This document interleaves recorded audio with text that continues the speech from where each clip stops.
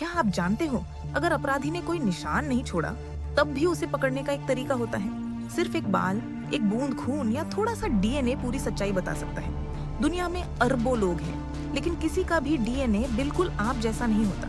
इसी अनोखी पहचान की तकनीक को कहते हैं डीएनए फिंगरप्रिंटिंग। तो चलिए इसे और विस्तार से समझते हैं। कभी सोचा है कि कैसे एक छोटा सा, मतलब बहुत ही छोटा सा सुराग एक बहुत बड़े रहस्य को सुलझा सकता है? आज हम डीएनए फिंगरप्रिंटिंग की इसी कमाल की दुनिया को समझने वाले हैं।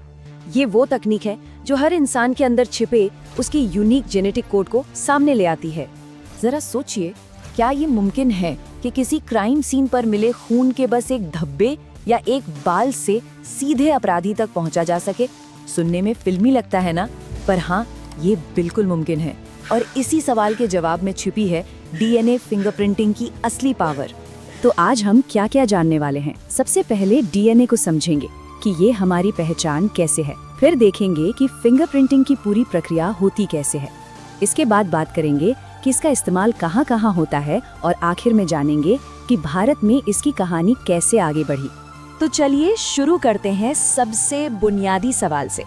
आखिर ये डीएनए है क्या, और कैसे यही हमारी पहचान का आधार बन जाता है? देखिए, डीएनए, जिसका पूरा नाम है डीऑक्सीराइबोन्यूक्लिक एसिड, इसे हम जीवन सूत्र भी कह सकते हैं। ये ना एक तरह से हमारी बॉडी की रूल बुक है, एक ऐसी किताब जिसमें किसी भी जीव के बनने से लेकर उसके काम करने तक की सारी A to Z जानकारी लिखी होती है।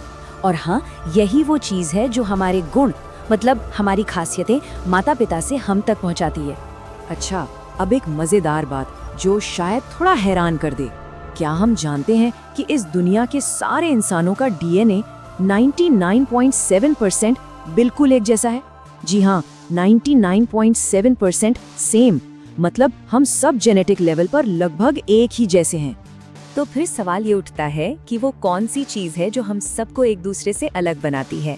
तो भाई, सारा खेल उस बचे हुए छोटे से सिर्फ 0.3% का है। बस यही मामूली सा अंतर हम सबके यूनिक होने की वजह है। हाँ, इसका एक अपवाद है आइडेंटिकल ट्विन्स, जिनका डीएनए एक ही होता है।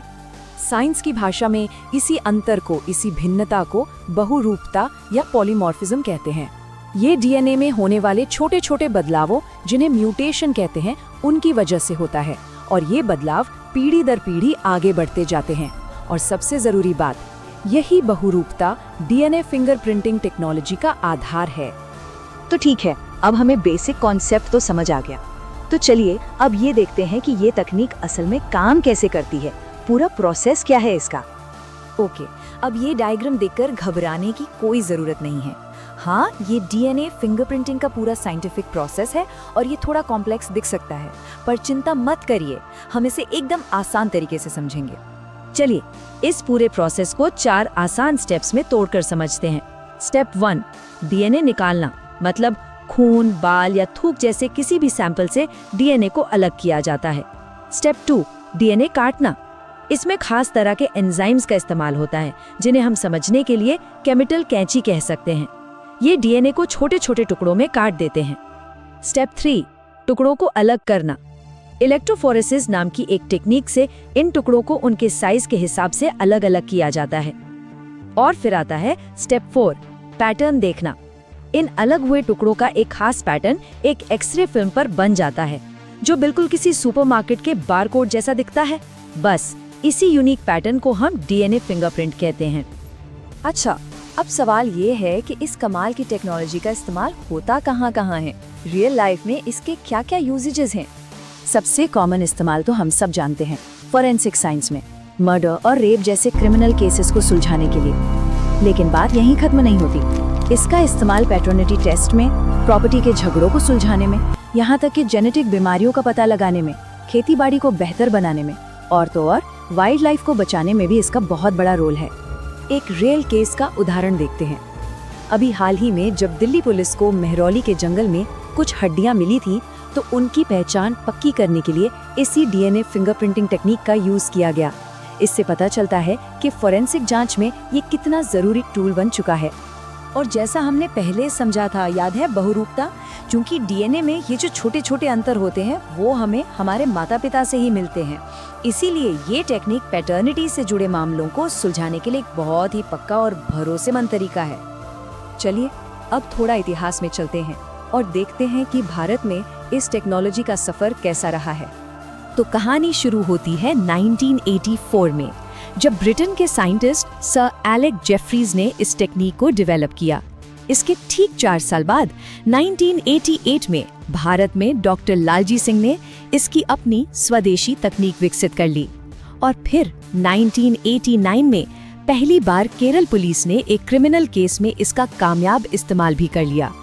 डॉक्टर लालजी सिंह, इन्हें भारत में डीएनए फिंगरप्रिंटिंग का जनक कहा जाता है और पता है, उन्हीं की कोशिशों की वजह से भारत दुनिया का तीसरा देश बना जिसने पूरी तरह से अपना खुद का डीएनए फिंगरप्रिंटिंग प्रोब डेवलप किया।